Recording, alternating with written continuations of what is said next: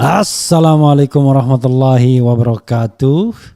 Sobat RH sekalian, jumpa lagi kita di channel yang keren ini. Keren cadas. Ya sobat RH sekalian, Anies dilarang menggunakan gedung Indonesia Menggugat. Alasannya gedung tersebut tidak boleh digunakan untuk kegiatan politik. How come? Aduh. Jadi netral itu bukan berarti melarang orang ya. Jadi netral itu adalah memberikan kesempatan bagi semua. Tidak ada larangan di dalam undang-undang untuk menggunakan gedung ya, kecuali rumah ibadah itu dilarang. Kalau lembaga pendidikan seizin tempat orang yang bersangkutan. Ini kan diskusi ya.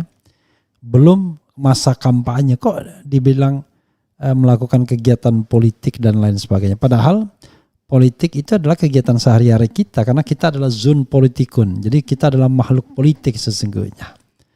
Mereka yang melarang itu berpolitik juga. Saya tidak membayangkan kalau seandainya yang memakai itu Prabowo Subianto, apakah kemudian juga akan tetap dilarang. Atau Ganjar Pranowo misalnya. Jadi please di era reformasi seperti ini, jangan kemudian kita mau balik ke era seperti Orde Baru yang menurut saya sangat tidak pantas kita tiru kembali. Tapi coba kita bacakan ya. Ada dua, Anies batal diskusi di GIM, Gedung Indonesia Menggugat, singgung gedung bisa digunakan zaman Belanda. Ya, zaman Belanda bisa digunakan, zaman sekarang nggak bisa. Batal gelar diskusi di GIM, Anies dan relawan lesehan di luar gedung. Coba kita bacakan satu ya. Kegiatan pertemuan Anies Baswedan dengan relawan Change Indonesia di Kota Bandung gagal digelar.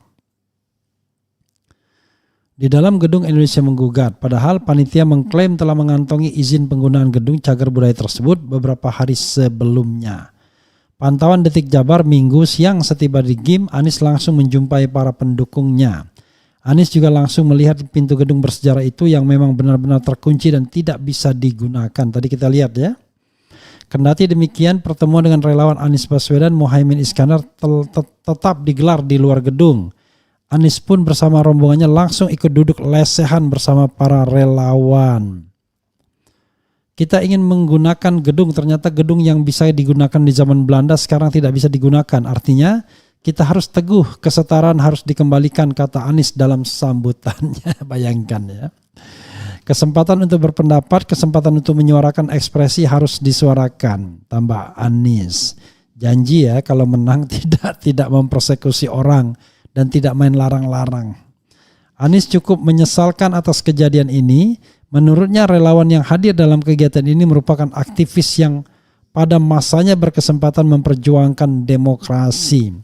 Mereka memiliki rekam jejak, bukan hanya penonton di negeri ini. Mereka penggerak memperjuangkan demokrasi supaya negeri ini tidak dikuasai sekelompok orang saja.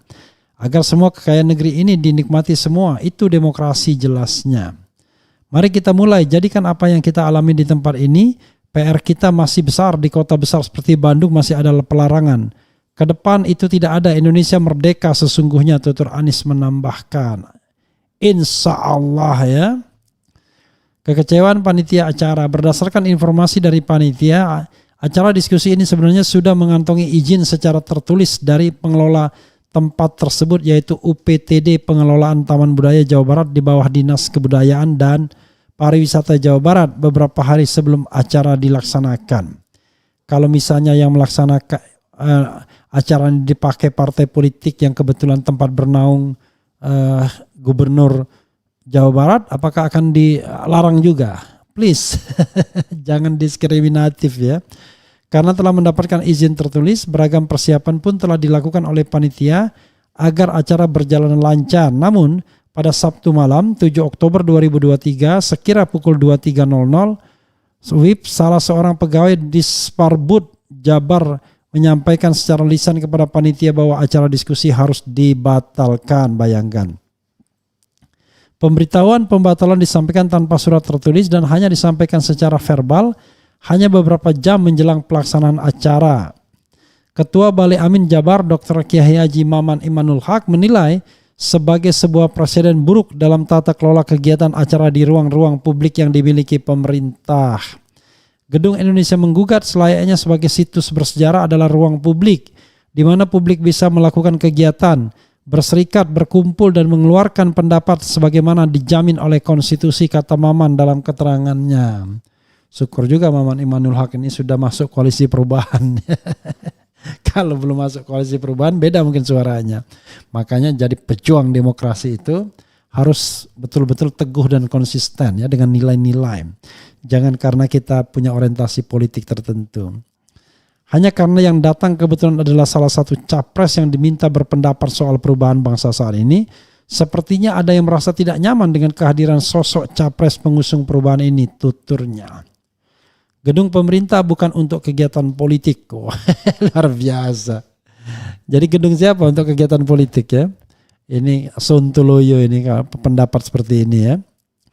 Pemprov Jawa Barat melalui Kadis Parbud Jabar Beni Bahtiar angkat bicara terkait pelarangan game untuk acara diskusi relawan Anies Baswedan Muhaimin Iskandar. Menurut saya dicopot saja nih orang begini ya. Menurut saya terlalu mau cari muka.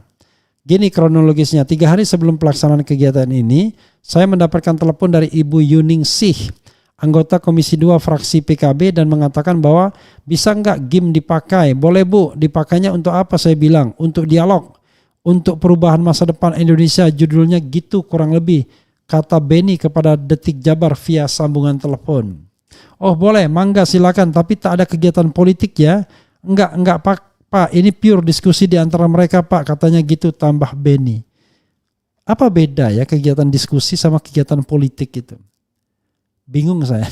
Kadang-kadang kita harus spesifik, misalnya kampanye, tidak ada kegiatan kampanye ya, atau kegiatan apa gitu. Tapi kalau politik, sesungguhnya aktivitas sehari-hari kita itu kegiatan politik sesungguhnya, hanya kita tidak menyadarinya.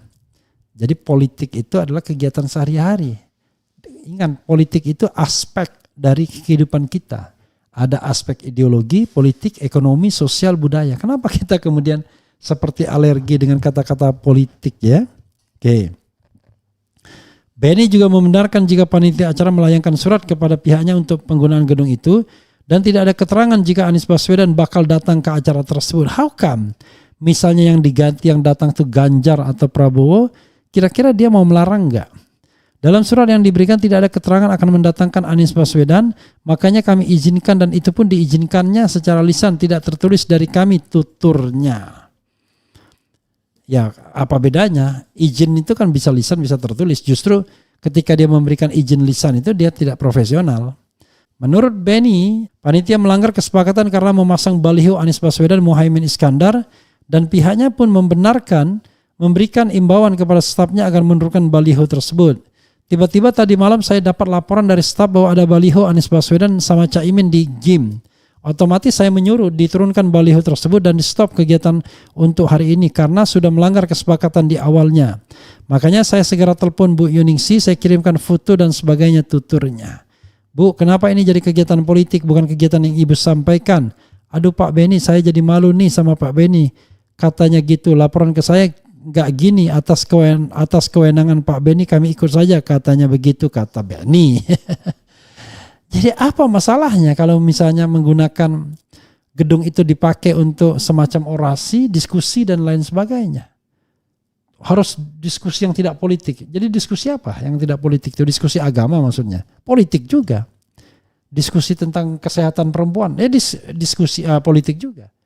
Tidak ada diskusi ya yang tidak ada aspek politiknya kalau kita mau melihat bahwa politik itu adalah bagian dari kehidupan kita sehari-hari. Hanya kita harus membedakan, ada yang namanya politik praktis, ada politik di parlemen, ada politik di masyarakat, ya kan? Tapi itu berpolitik semua sesungguhnya. Ada politik di kampus, kampus pun juga berpolitik sesungguhnya. Jadi kenapa kita kemudian alergi dengan kata politik tersebut? Kecuali kalau misalnya alasannya alasan keamanan, alasan misalnya merusak situs budaya dan lain sebagainya. Ini kan alasannya karena gedung pemerintah tidak boleh untuk kegiatan politik. What? Gini, bisa nggak gedung GBK misalnya untuk kegiatan politik? Boleh nggak misalnya Taman Ismail Marzuki? Apakah ketika Presiden Jokowi berpidato di depan relawan itu bukan politik? Berpolitik juga, bahkan lebih jelas politiknya karena mengajak bilang menang PSI dan lain sebagainya. Jadi pejabat-pejabat seperti ini saya kira baiknya diganti ya. Tolong Tuan Ridwan Kamil, kita anggap saja ini di zaman Belanda ya. Tuan tolong ya berhentikan saja itu atau peringatkan Tuan punya anak buah. Karena Tuan punya anak buah itu serasa kita masih hidup di zaman kolonial. Kok melarang kegiatan pemerintah, kegiatan seorang calon presiden, seorang bakal calon presiden yang dikatakannya sebagai kegiatan politik. Kalau begitu nanti dia akan melarang semua kegiatan. Bahkan Ridwan Kamil pun tidak boleh bikin kegiatan di gedung Indonesia Menggugat itu kalau bau-bau Golkar misalnya. Karena itu kegiatan politik.